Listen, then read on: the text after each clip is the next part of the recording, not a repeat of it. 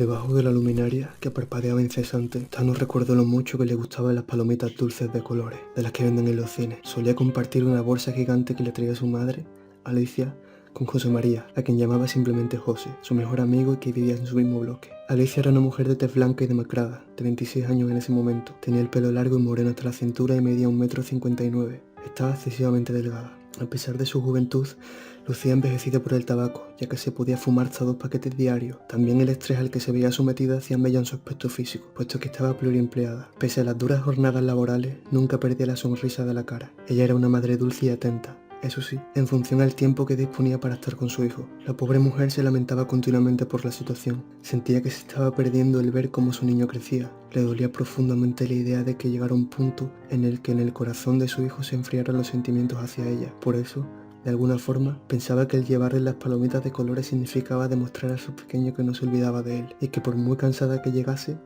lo primero que haría sería comérselo a besos y darle el regalo, un premio por lo bien que se había portado durante el día. Afortunadamente, Tano era un niño muy tranquilo y mimoso que nunca respondió mal ante el panorama. Lo tenía normalizado desde pequeño. Estaba acostumbrado a pasar la mayor parte del tiempo con su tata Claudia, la cual era su niñera desde recién nacido, ya que su padre, Martín, murió en un accidente automovilístico a los pocos meses del nacer. Alicia se vio completamente sola tras la muerte de su marido, porque antes del nacimiento de Thanos, a finales de 1997, abandonaron Madrid, donde se encontraban las familias de ambos, para aventurarse en la compra de un piso en el distrito norte de la ciudad hispalense.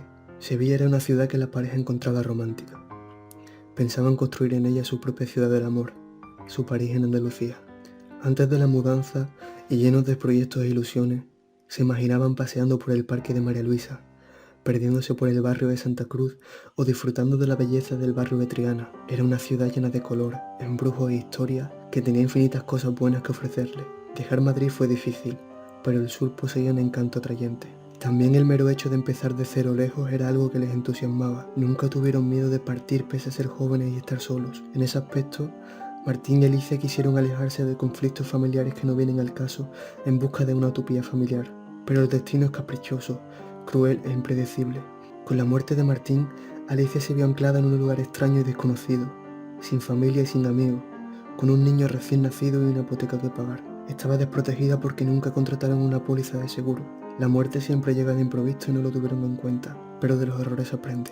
Alicia, como pudo, salió adelante. Claudia, la niñera, era una chica simpática y rellenita, de unos 25 años, a la cual le encantaban las telenovelas y se pasaba las tardes pegada al sofá viéndolas, a la par que ayudaba al niño con los deberes. Además de vecina, puesto que vivía con sus padres, una entrañable pareja de ancianos en el mismo bloque, se convirtió en una buena amiga y confidente para Alicia. Realmente se querían como hermanas. Cocinaba delicioso y Tano era muy feliz con sus cuidados. En ningún momento su madre se sintió desplazada o sustituida.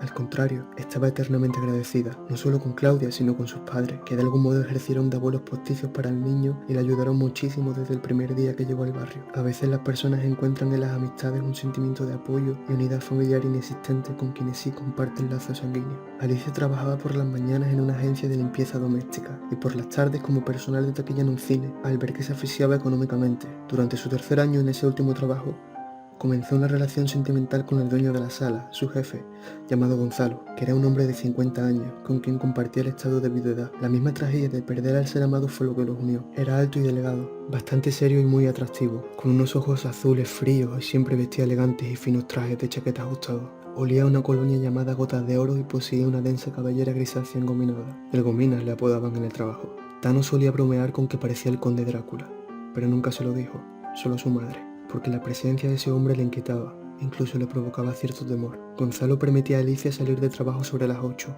en lugar de que estuviera ya hasta el cierre.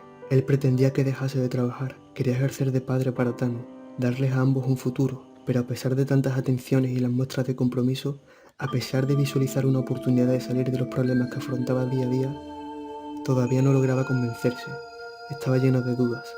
No se atrevía a formalizar la relación. En el trabajo la criticaban, al igual que en el barrio, y era consciente de ello. Las palabras puta, zorra y espabilada sonaban a susurros a su paso. Aquella relación no llegaría nunca a buen puerto. En el fondo, Alicia, pese a haber pasado ya casi 8 años de la muerte de Martín, no había superado el duelo. Nunca sintió que estuviera traicionando su memoria, pero no se sentía anímicamente con fuerzas para comenzar una relación amorosa. Su gran amor era Tano, lo tenía claro. Si bien era hermoso pensar que de una relación que no pudo ser, Por azares del destino, las palomitas del cine que Alicia llevaba a su hijo unirían para siempre a Tano con José. Todas las tardes, cuando ya había oscurecido en otoño, los niños comían las palomitas de colores tirados en la alfombra del salón viendo Detective Conan. Todos los chicos del colegio de educación primaria de su barrio veían la serie en el ya extinto Canal Sur 2 Andalucía, pese a que el código de regulación de contenidos por edades, establecido y clasificado por el censor en aquella época, indicaba que era recomendada para mayores de 13 años. Ellos tenían 7. Aunque de manera progresiva y con el correr de los años, esta cifra cambiaría a 10 en el 2012 y a 7 en la actualidad. Los padres nunca hacían caso de estas clasificaciones.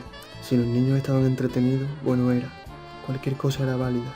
Prueba de ello vino con el boom de internet en España a partir del año 2000 o toda una generación posterior de niños poseedores de un smartphone. Pero en el fondo, los niños, a pesar de tener al alcance de la mano un abanico de conocimientos infinitos, con sus pros y sus contras, jamás dejarían de ser niños por muchos aparatos electrónicos que utilizasen. A decir verdad, Tano y José eran los únicos de su clase que realmente se percataban de la trama que había ante sus ojos. Ellos eran unos chicos raros, que podrían hablar con asombrosa madurez sobre asesinos en serie y novelas detectivescas. No había relatos de Edgar Allan Poe que no conocieran. Admiraban profundamente a Arthur Conan Doyle. Muchas tardes las pasaban leyendo, aunque a duras penas por la corta comprensión lectora que poseían, también por el uso de palabras desconocidas o la jerga periodística en crónicas sobre la España negra. Pero aquello no era un impedimento para saciar la curiosidad. Al contrario, aprendían y adquirían facultades y vocabulario gracias a esa macabra afición. Conocían muchos crímenes atroces que encontraban en internet, como la masacre de Puerto Urraco o el crimen de los Galindos. Usando el portátil Toshiba del 2003 que la madre de Tano compró aquel mismo año, cuando ésta lo descuidaba. En aquella lamentable situación, Tano de pronto se percató de que si le ofrecieran la oportunidad de volver a nacer, volvería a repetir una y otra vez aquellas felices tardes en las que solo eran José y él, unos tiernos niños inocentes que con el correr de los años verían como una simple afición por lo macabro los empujaría a conocer en primera persona los horrores del mundo. Como dice el dicho, la curiosidad mató al gato. Quizás ahora solo habrían palomitas saladas para él, palomitas que le quebraban la garganta como arañazos, heridas que quedaron abiertas en su laringe de gritar clemencia a quienes le estaban haciendo daño. O incluso quizás se produjeran por pisar el suelo descalzo, helado del zulo donde lo tenían. Cada minuto que pasaba se sentía más enfermo y debilitado. Pensó que podía tener fiebre y que deliraba, porque no comía nada desde que lo atraparon y lo único que corría por su garganta eran las lágrimas saladas de pura agonía. Puede que estuviera perdiendo la cordura, sí. Tenía pensamientos intrusivos en los cuales desearía estar muerto. Pensó que así quizás se debían sentir los árboles del Amazonas cuando son desmembrados por la sierra, anclados al suelo, sin poder huir del horror, esperando su propio final. Tano era un buen chico que esperaba ser ejecutado por haber metido las narices donde no debía. Él era consciente de lo que iban a hacerle en cualquier momento. Iba a morir cortado por la mitad. Visualizó su fatal destino una y otra vez, sin poder hacer más que suplicar con la voz quebrada del llanto que lo dejaran libre. Pero no había nadie. Frente a él, una pared de azulejos blancos con salpicaduras de sangre y vísceras por todos lados. Solo se oía el ulular del viento, los chillidos de algunas ratas en la lejanía y el caer de las gotas de agua cada segundo, como un gotero infinito. Tano sentía la misma sed que siente un náufrago en medio del océano. Su amanecer siempre era frío, y por el mismo frío se despertaba. Sus noches eran terroríficas, porque nunca sabía cuándo le llegaría la hora, como aquel preso en el corredor de la muerte que pierde la noción del tiempo, pero sabe que el día menos pensado será ejecutado. Aunque no le quedaran fuerza, su mente podía volar libre como 1000 semillas de dientes de león, llevadas por el viento, con sabor a vida. Qué paradoja, ¿no? Ellas buscaban anclarse al suelo para poder sobrevivir y él, encadenado al mismo, no iba a poder hacerlo. Tano se quedó dormido. Parecía que estaba muerto, pero en realidad había perdido el conocimiento. No aguantó más y se desmayó. En medio de su letargo viajó al pasado, a cuando tenía 15 años, y volvió a pisar descalzo las brinas de hierba de la piscina municipal del barrio en un caluroso mediodía de julio. El olor del césped le hizo sonreír. Ese era de sus olores favoritos. Cantaban las cigarras de verano y se oían las risas de los niños jugando como al principio de Bel Air. Era el paraíso. El calorcito del sol tostaba su piel y de pronto, sin previo aviso, apareció José. Empapado de agua fría y se le tiró encima. Él era como un chorro de agua fresca que te llena la boca cuando más sed se tiene. «Eres gilipollas», le dijo entre risas, y ambos se revolcaron en un forcejeo íntimo y divertido hasta que se fundieron en un dulce beso. Sí, para entonces estaban profundamente enamorados el uno del otro. Parecía increíble cómo una amistad desde la infancia acabase la historia de amor de dos adolescentes homosexuales, pero ellos dos siempre habían sido los raros. Crecieron juntos y se tuvieron el uno al otro, en los momentos malos y en los buenos, por supuesto. Se conocían bien y tenían una química especial, como si desde siempre hubiesen estado predestinados a estar juntos. Nunca jamás se asustaron o sintieron miedo por amarse. Es más, les ponía triste el pensar que había gente como ellos que no eran libres para poder hacerlo. Ellos eran especiales. Y pese a la cruda realidad que les rodeaba en muchas ocasiones, los momentos que pasaban juntos parecían de película. El presente era muy distinto. Para entonces los labios de Thanos se secaban como una flor marchita. Por suerte, al estar dormido no se percataba del olor a carne podrida que impregnaba el ambiente. Estaba rodeado de muerte y putrefacción. Se encontraba prisionero en un viejo matadero abandonado a las afueras de Sevilla. Reconoció la cámara frigorífica para los despojos en cuanto despertó la primera noche.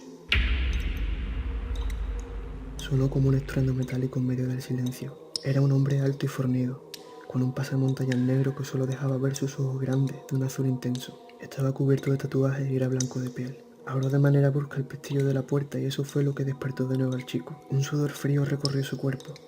Pensaba que ya llegaba el momento, pero aquel tipo entró solamente para asustarlo, con la cabeza de una vaca cortada que traía en brazos y la lanzó a sus pies. «Aquí tienes la cena», le dijo, mientras se reía a carcajadas al ver su cara, desencajada y horrorizada, intentando apartar la cabeza repleta de gusanos de su cuerpo. No podía ni musitar palabras. Respiraba de forma entrecortada a pesar de desear con toda su fuerza volver a romper en lágrimas. Era un ataque de ansiedad. Con un par de movimientos bruscos con los pies, a pesar de estar encadenado, consiguió al menos apartarlo un poco. El hombre se fue al instante. Thanos volvió a mirar la cabeza, que había rodado lo suficiente como para que los ojos de la vaca decapitada parecieran mirarlo, y entonces pudo ver su propio destino reflejado en ello. Comprendió que había sido cazado para ser ejecutado. ¿Qué clase de mentes enfermas podían estar haciéndole eso? Él adoraba las historias de terror, pero jamás imaginó que pudiera haberse envuelto en una. De nuevo, el delirio le hacía difuminar a las líneas entre lo real y lo falso, mientras miraba las moléculas de polvo, a trasluz, danzar como en una pista de baile. Deseó poder moverse unos centímetros para alcanzar ese rayo de sol que entraba por la ventana. Quizás con él podría calentarse. No pudo, era imposible. Quiso ser libre como el mismo polvo. La luz dorada del sol le atraía como el oro o el brillo de los diamantes a los cuervos. Entonces recordó a José. Era moreno, de ojos verdes y almendrados, con las pestañas rizadas y pobladas. Eran preciosas. Tenía los labios carnosos y las paletas separadas. José solía llamarlo cachetore, con un forzado acento de mafioso italiano, porque ambos amaban la música de Lana del Rey y Salvatore era una canción especial para ellos. A pesar de ser bastante inteligente, a ambos no les había ido demasiado bien en los estudios, quizás por la juntiña o porque de por sí estaban destinados a torcerse, como árboles que crecen mal. Los chicos estaban marcados por el propio barrio, así lo sentían. Quizás si no hubiesen sido tan influenciables, ahora la realidad sería bien distinta para ambos. Los padres de José, en su caso, eran honrados y trabajadores, obreros del distrito norte de Sevilla, como muchos otros. No se podía decir lo mismo de los padres de sus amigos. La gran mayoría habían sido padres en su adolescencia y la educación de sus hijos, en el mejor de los casos, caía en manos de los abuelos, pero algunos no tenían esa suerte. La madre de Hansa, por ejemplo, se quedó embarazada a los 16 años de un chico marroquí que acabó en la cárcel por distintos robos, en Sevilla y en pueblos cercanos del Aljarafe. Acabó consumida por la heroína y él en un centro de menores. A los 12 años ya estaban fumando tabaco, el Marlboro que le robaban a sus padres. Las chicas de la banda del patio se escondían un par de cigarros en el interior de los calcetines remendados que se ponían entre el sujetador y las tetas para simular tener pecho, y se lo fumaban entre todos durante los recreos, a escondidas de los profesores. Traer la caja de cerillas o el mechero era responsabilidad de los chicos. Era bastante fácil que no les cazaran. Había profesores que en sus guardias las pasaban intentando evitar peleas de otros niños, infinitamente más problemáticos y conflictivos. Día sí y día también la armaban en el instituto, y los demás aprovechaban la confusión de esos momentos para hacer este tipo de cosas prohibidas en los rincones del recreo. Los chicos eran una peña, una hermandad, y se cubrían los unos a los otros. Se colocaban en círculos y hablaban de cosas de la edad, música, videojuegos, la serie de televisión del momento o incluso de sexo pese a no saber apenas nada sobre el mismo. Todos se llevaban sus respectivas mochilas al recreo por si había que esconder los cigas. Si veían que algún profesor se acercaba, el que no estuviera fumando se levantaba a distraerlo, ya sea con charla o si tenía ganas de liarla, pues le pegaba a alguno. Diríamos que era todo un sacrificio por los colegas si la realidad no fuese otra que la mayoría estaban deseando que los expulsaran, sobre todo si era jueves, para empalmar con el fin de semana y ganarse unas pequeñas vacaciones, como quien se coge un puente, pero algunos no se podían permitir eso. A Noemi, por ejemplo, si la volvían a expulsar una vez más en lo que llevaban de curso, su padre iba a pegarle tal paliza que no volvería a pisar la calle. o quizás acabase en una tragedia mucho mayor. La última vez, aquel borracho le dio tal puñetazo que le abrió una brecha en la ceja derecha. 3 puntos le cogieron en el centro de salud. Le clavó sus anillos de oro. Por supuesto, a todos dijeron que Noemi se había caído de la bici jugando en el parque del Alamillo. Aquella misma mentira, para cubrir el maltrato que contaron al ATS que les atendió, la repitieron a los vecinos, a la tutora y a cualquiera que preguntase. Pero había algo que jamás podrían ocultar: la tristeza y el miedo en sus ojos oscuros, tan oscuros como el futuro que la guardaba. Si la niña contaba la verdad, sabía lo que le esperaba. Así que guardó silencio y mintió a quien hiciese falta, aunque a sus amigos no pudo ocultar nada. De todas formas ya sabían lo que había. En realidad era un secreto a voces del que todo el mundo hacía oídos sordos de forma miserable. Los chicos se sentían culpables porque los 10 llevaban un par de mañanas faltando a clase para colarse en un descampado que hay detrás del cementerio de los ingleses, en San Jerónimo, donde hicieron una cabaña para poder pasar allí las tardes. El instituto era como una cárcel para ellos, por eso siempre aprovechaban la más mínima oportunidad para huir, tanto de sus casas como del centro. Aquella era una espiral de perdición. El trabajo precario de sus padres en infinidad de ocasiones no les permitía estar pendientes de sus hijos. Los que habían sido en el pasado padres jóvenes parecían admitir con normalidad el calvario de esa precariedad y no hacían nada para remediarlo. Los niños estaban expuestos a situaciones anormales que todos tenían normalizadas. En muchas ocasiones así es la vida y hay que joderse con lo que hay, se lleva grabado a fuego en la mente de forma adquirida naturalmente por las circunstancias. Si bien unos padres estaban pluriempleados para poder sobrevivir y pagar deudas, como era el caso de la madre de Tano, otros se encontraban estancados en el paro, y otros tantos en vicios como el alcohol, las salas de recreativos, las drogas y las casas de apuestas, que se multiplicaban en los barrios como un cáncer en las células. Carlos golpeó a su hija porque desde el instituto le advirtieron de la falta de Noemi, como todos los demás padres, pero si por algún casual ese problema se agravaba y los servicios sociales intervenían, el punto de drogas que tenía en su piso quizá podía ser descubierto. A Carlos no le convenía tener a un asistente social husmeando por el bloque de pisos donde vivían, y mucho menos que de alguna forma acabase interviniendo la policía de cualquier modo, puesto que podrían tirar del hilo y descubrir sus muchos negocios sucios e ilegales. La primera tarde-noche del mes de octubre fue el detonante de todo. Los chicos habían estado construyendo una cabaña con vallas, paredes de madera y toldos robados de una obra cercana, aparentemente sin guarda, que llevaba un par de años parada, por aquello de la crisis económica y el estallido de la burbuja inmobiliaria. Para poder transportar mejor el material hasta el descampado, a Marco se le ocurrió una idea brillante, pero que traería consecuencias desastrosas. En el barrio había un viejo vagabundo que se dedicaba a recopilar cartones por los contenedores del barrio, con un carrito de la compra que robó del Carrefour Macarena cuando todavía era el Continente antes del año 2000. Lo llamaban el Canica, porque le faltaba un ojo, y en su lugar llevaba una esfera de vidrio incrustada en la cavidad ocular. Odiaba a los niños porque continuamente sufría vejaciones por parte de estos. Una vez, Antonio, otro de los chicos, cuando estos tenían 11 años, de camino a la escuela con sus amigos, retó a Elías a hacer lo siguiente, y sin pensárselo 2 veces así lo hizo. El anciano estaba distraído amontonando cartones, se encontraba de cuclillas y de espaldas a ellos. De una patada en el trasero le tiró a un charco de barro que había a sus pies, bajo el bordillo de la acera, de esos que se forman en los aparcamientos con el asfalto desgastado por la erosión del agua. Los niños se morían de risa viéndolo intentar levantarse, como quien le da la vuelta a una tortuga y se queda patas arriba. Cuando por fin lo consiguió, salieron a correr mientras los perseguía, con un palo, amenazando con abrirle la cabeza. El Canica no tenía familia, al menos que se sepa. Balbuceaba todo lo que decía, por lo cual era imposible entenderle. No recibía ayuda de absolutamente nadie. Es más, muchos vecinos estaban hartos de su presencia en el barrio, porque orinaba en plena calle, dormía en los portales y dejaba la basura esparcida de los contenedores por las aceras, en busca de cartones o algo que llevarse a la boca. Incluso llegó a robar en varios comercios para poder tomar su dosis de heroína. Había un reto popular para los niños de sexto de primaria. Consistía en buscar al Canica, dormido en alguna plazoleta. El más valiente sería el que se atreviera a ir con un vaso de plástico lleno de arena hasta el borde y tirárselo por encima de la cabeza. Los más valientes incluso le ponían en la cara algún excremento de perro pinchado en un palo. A la mayoría de los niños del barrio les encantaba la adrenalina de ser perseguidos por él. Era muy difícil que los atrapase, porque su estado físico era deplorable. Se pasaba la mayor parte de los días muerto de hambre, y ya era un hombre de avanzada edad,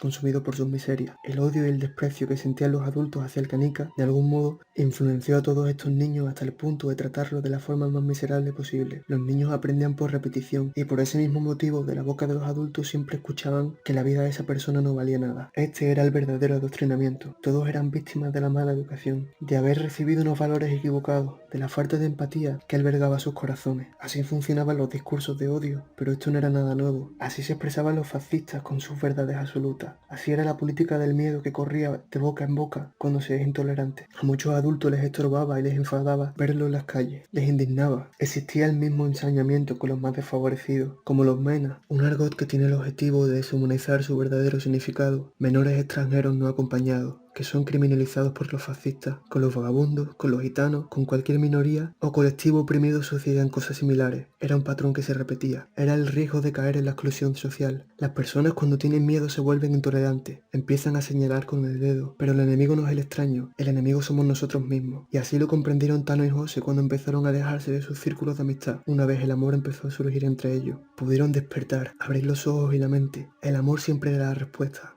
El camino. Una clave para el cambio fue la afición por la música, los libros y el arte, que ayudaron a construir buenos sentimientos en ellos. Con 15 años pudieron dejar atrás, arrepentidos, la crueldad infantil de los 12 y las bandas callejeras de las que formaban parte. Muchas veces el deseo de querer ser aceptados obliga a los niños a actuar de forma contraria a sus intereses y actitudes. Aun así sigan siendo amigos de todos. Al menos así se consideraban, pero el tiempo y las circunstancias hizo mella por separarlos. Con las chicas era distinto, a ambos les gustaba estar con ellas, y ahí es cuando empezaron a ser conscientes de lo diferente que eran. A ellas les llegó mucho antes la madurez, se convirtieron en alumnas atentas, con propósitos, ambiciones y aspiraciones, al contrario de muchos otros chicos, los cuales tenían como objetivo reventar las clases y hacer la vida imposible a los profesores. Los chicos con los que un día jugaban a los tazos empezaron a discriminarlos. Comenzó una guerra de sexos entrada la adolescencia. En la ESO, el gobierno eliminó cambios sociales y género, una asignatura optativa, la cual solo habían podido dar en primero. Las niñas comenzaban a interesarse por el movimiento feminista y los chicos a sentirse peligrosamente amenazados por el empoderamiento femenino. Si bien en aquellas clases eran frecuentes los debates sobre temas de la actualidad, en los que estos dejaban ver el machismo inculcado por la sociedad en ellos, Tano y José comenzaban a sufrir la homofobia, puesto que nunca ocultaron su amor. Cualquier muestra de cariño, un abrazo o el mero hecho de recostar la cabeza una encima de la otra cuando se sentaban juntos era objeto de burla, por muy prudentes que fueran. Los miraban, los señalaban y los insultaban continuamente. Un día Antonio se les acercó y le dijo a Tano, concretamente: me has decepcionado, tío. Yo pensaba que eras un hombre, no un puto maricón. José tuvo que llevárselo para que no se pagaran ellos mismos. Con el tiempo aprendieron a hacer oídos sordos ante cualquier vejación, aunque ambos sabían que vivían su amor como en una pompa de jabón que podría estallar en cualquier momento. Los chicos comenzaron su relación y se consideraron novios el verano de los 16, cuando se besaron por primera vez durante una pausa publicitaria de La historia interminable, televisada por el canal autonómico, una mañana de sábado, ya que acostumbraban a desayunar juntos. El hecho de que Tano solo tuviera a su madre facilitó mucho la transición hacia la libertad.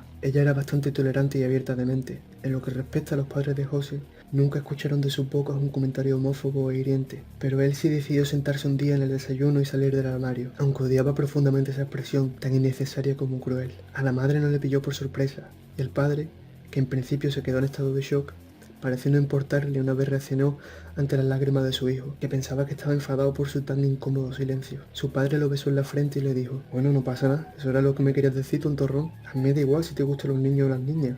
Mientras no seas del Betis, para acto seguido sacudirle el pelo e invitarles a la hamburguesería, un plan al que José respondió con una amplia sonrisa. Aquel chiste para quitarle hierro al asunto fue un acto de bondad para aliviar su corazón lleno de miedo.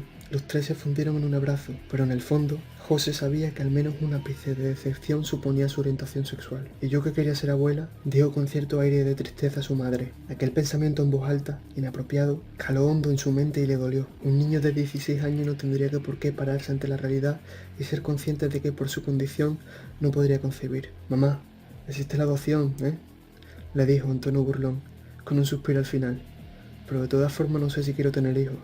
No me veo ejerciendo de padre, la verdad, puntualizó. Pese a haber confesado su orientación sexual a sus padres, José aún no reunía los arrestos suficientes como para contar que su pareja era Tano, su mejor amigo desde la infancia. Tampoco lo creyó necesario, pero se sentía genial, aliviado, por haberse quitado un peso de encima. Un sentimiento que lo oprimía y se hacía notar siempre. Era bastante duro no sentirte cómodo en tu propio hogar, porque esa es la consecuencia que trae consigo el cargar con ese secreto. Aún así, todavía le quedaba algo más duro que el enfrentarse a su familia. Todavía tenía que hacerlo con el mundo, el resto de su vida, porque aquella era una lucha constante. En cualquier momento podría ser atacado. Era así, pero el chico no estaba dispuesto a privarse de coger de la mano a su novio por la calle, por el miedo al que dirán. Aquello, a pesar de vivir en la primera mitad de los años 20 del siglo XXI, todavía era un acto valiente y revolucionario. La homofobia no había muerto ni tenía intenciones de hacerlo. Venían tiempos difíciles, porque el patrón del odio siempre se repite.